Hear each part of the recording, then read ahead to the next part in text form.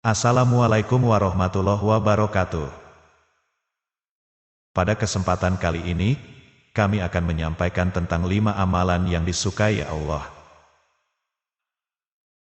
Namun sebelum menyampaikan, besar harapan dan doa saya di sini, semoga yang menyimak video ini selalu diberikan kesehatan, dilapangkan rezekinya, dipanjangkan umurnya, dimudahkan dalam segala urusannya, dan selalu ada dalam lindungan serta pertolongannya Allah Subhanahu wa Ta'ala.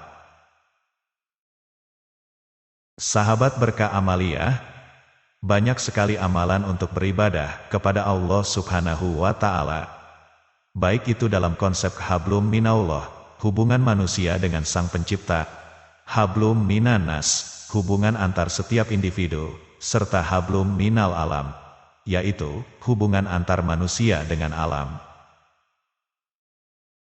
Dari sekian banyak amalan kebaikan yang bisa kita amalkan yang ada di dalam ketiga konsep tersebut, ada juga sejumlah amalan yang paling disukai Allah Subhanahu wa Ta'ala. Dan bahkan dari salah satu amalan ini, terkadang itu tidak disadari oleh kita. Mungkin sering kita kerjakan, atau sering kita amalkan, karena disebabkan amalan yang disukai Allah itu adalah, merupakan hal yang terkesan sederhana.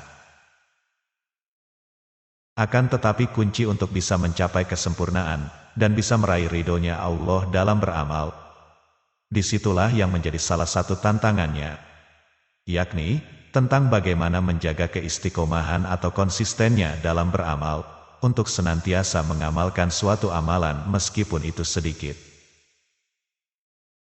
Hal ini ditegaskan dalam hadis Rasulullah Shallallahu Alaihi Wasallam.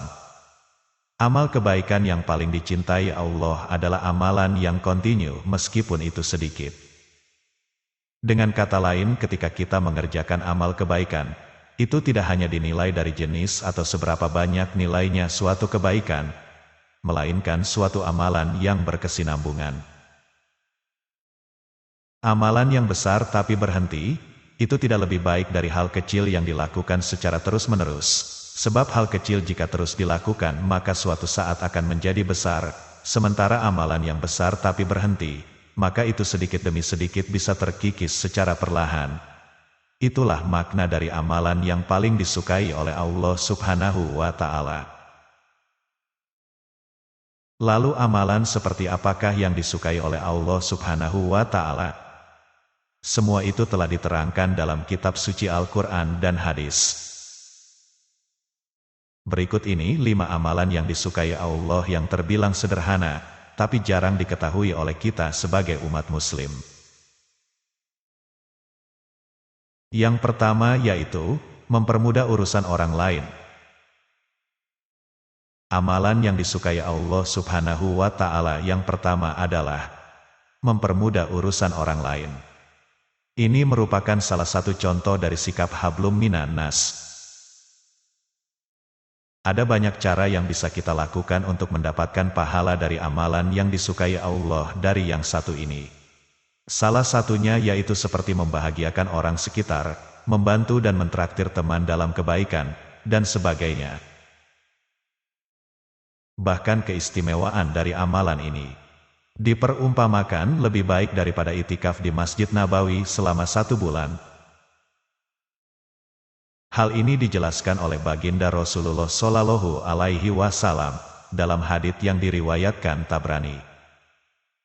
Manusia yang paling dicintai oleh Allah adalah yang paling bermanfaat untuk sesamanya, dan amalan yang paling dicintai oleh Allah adalah kegembiraan yang engkau masukkan ke dalam hati seorang mukmin. Atau engkau hilangkan salah satu kesusahannya, atau engkau membayarkan hutangnya, atau engkau hilangkan kelaparannya, dan aku berjalan bersama saudaraku untuk memenuhi kebutuhannya, itu lebih aku cintai daripada beritikaf di Masjid Nabawi selama 1 bulan lamanya. Dan siapa yang menahan marahnya, maka Allah akan tutupi auratnya, barang siapa yang menahan marahnya, padahal ia bisa menumpahkannya, maka Allah akan penuhi hatinya dengan keridhaan di hari kiamat. Dan barang siapa berjalan bersama saudaranya, sampai ia memenuhi kebutuhannya, maka Allah akan mengokohkan kedua kakinya, di hari ketika banyak kaki-kaki terpeleset ke dalam api neraka. Hadits riwayat Tabrani, disahihkan Al-Albani dalam silsilah as-sahihnya. Yang kedua, menjadi orang yang bermanfaat.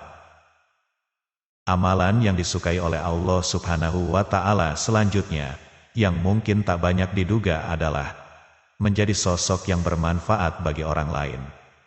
Hal ini adalah bagian dari konsep hablum minan nas. Islam telah mengajarkan kepada kita sebagai umatnya, agar senantiasa gemar untuk memberikan manfaat kepada orang lain. Salah satu dasar hukum lainnya, agar kita senantiasa gemar memberikan manfaat kepada orang lain, yaitu dari hadis berikut. Rasulullah bersabda, tangan di atas lebih baik daripada tangan yang di bawah.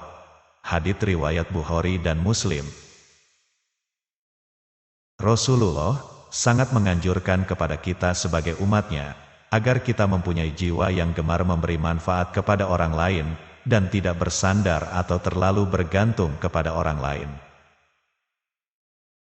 Seorang mukmin yang baik, akan selalu memikirkan bagaimana hidupnya bisa berguna dan bermanfaat untuk kebaikan sesamanya. Dalam riwayat Imam Tirmizi, Rasulullah bersabda, barang siapa yang menghilangkan salah satu kesulitan seorang mukmin, maka Allah akan hilangkan salah satu kesulitannya pada hari kiamat. Yang ketiga, berbakti kepada orang tua. Amalan yang disukai Allah berikutnya adalah berbakti kepada kedua orang tua, baik mereka masih ada, maupun mereka sudah tiada. Untuk itu bagi orang tuanya yang masih ada, jangan sia-siakan mereka, berbuat baiklah, berbaktilah dan muliakanlah mereka, tanpa sedikit pun harus menyakiti. Sedangkan jika seandainya kedua orang tua kita sudah tiada, maka itu adalah kewajiban kita sebagai anaknya untuk senantiasa mendoakan mereka, agar mereka di alam sana, tenang, nyaman, dan bahagia serta bangga, karena ia telah mempunyai anak yang soleh dan solehah. Hal ini dijelaskan dalam kitab suci Al-Quran, dan ditegaskan kembali oleh Rasulullah dalam banyak hadits.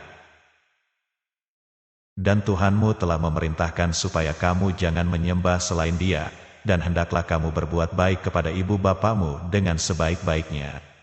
Quran Surat Al-Isra ayat 23-24. Dari Ibnu Mas'ud, aku berkata, wahai Rasulullah, amalan apakah yang paling utama? Beliau menjawab, salat pada waktunya. Aku berkata, lalu apa? Beliau menjawab, berbakti kepada kedua orang tua. Lalu aku berkata lagi, lalu apa? Beliau menjawab, berjihad di jalan Allah. Hadits riwayat Bukhari dan Muslim. Yang keempat adalah bersedekah. Amalan yang disukai Allah berikutnya yaitu dengan bersedekah, baik dalam bentuk harta, jasa, ataupun amal kebaikan lainnya. Sesungguhnya orang-orang yang bersedekah, baik laki-laki maupun perempuan, dan meminjamkan kepada Allah pinjaman yang baik, niscaya akan dilipat gandakan ganjarannya kepada mereka, dan bagi mereka pahala yang banyak. Quran Surat Al-Hadid, ayat ke-18. Kita dilarang menjadikan sedekah sebagai hal yang memberatkan, karena amalan yang disukai Allah satu ini, tidak selalu melulu soal harta. Salah satunya kita bisa bersedekah dengan cara membantu orang lain dengan penuh keikhlasan, baik itu dengan tenaga ataupun pikiran. Dari Abu Musa, Rasulullah Shallallahu Alaihi Wasallam beliau bersabda, wajib bagi setiap muslim untuk bersedekah. Para sahabat bertanya, wahai Rasulullah, bagaimana jika ia tidak mendapatkan untuk bersedekah? Beliau menjawab, berusaha dengan tangannya, hingga bermanfaat untuk dirinya dan bersedekah. Mereka bertanya, bagaimana jika ia tidak bisa melakukannya? Beliau bersabda, menolong orang yang sangat memerlukan bantuan. Mereka bertanya, bagaimana jika ia tidak bisa melakukannya? Beliau bersabda, menyuruh untuk melakukan kebaikan dan menahan diri dari kejahatan, maka hal itu adalah sedekah baginya. Hadits riwayat Bukhari, Muslim dan Ahmad. Dalam hadits lain Rasulullah bersabda, engkau membantu seorang menaikkan barang ke atas kendaraannya, itu adalah sedekah. Hadits riwayat Muslim. Untuk yang kelima, sholat tepat pada waktunya. Seperti diketahui bahwa sholat adalah merupakan tiangnya agama. Bahkan kelak di akhirat, sholat adalah amalan yang akan dihisap atau dihitung pertama kalinya. Rasulullah Shallallahu Alaihi Wasallam juga menjelaskan tentang amalan yang disukai Allah ini. Bahkan kelak, sholat tepat waktu akan menjadi cahaya penerang di hari kiamat. Dari Abdullah bin Amru, dari Nabi Muhammad Shallallahu Alaihi Wasallam, bahwasanya suatu hari, beliau pernah berkata tentang sholat seraya bersabda, barang siapa yang menjaganya, dia akan mempunyai cahaya, bukti dan keselamatan kelak di hari kiamat, dan barang siapa yang tidak menjaganya maka ia tidak mempunyai cahaya, bukti dan keselamatan pada hari kiamat, dan ia akan tinggal bersama Korun, Fir'aun, Haman, dan Ubay bin Khalaf. Hadis riwayat Ahmad. Sahabat berkah Amaliyah, demikian yang bisa kami sampaikan pada kesempatan kali ini. Semoga bermanfaat. Terima kasih atas segala perhatian, mohon maaf atas segala kekurangan. Wassalamualaikum warahmatullahi wabarakatuh.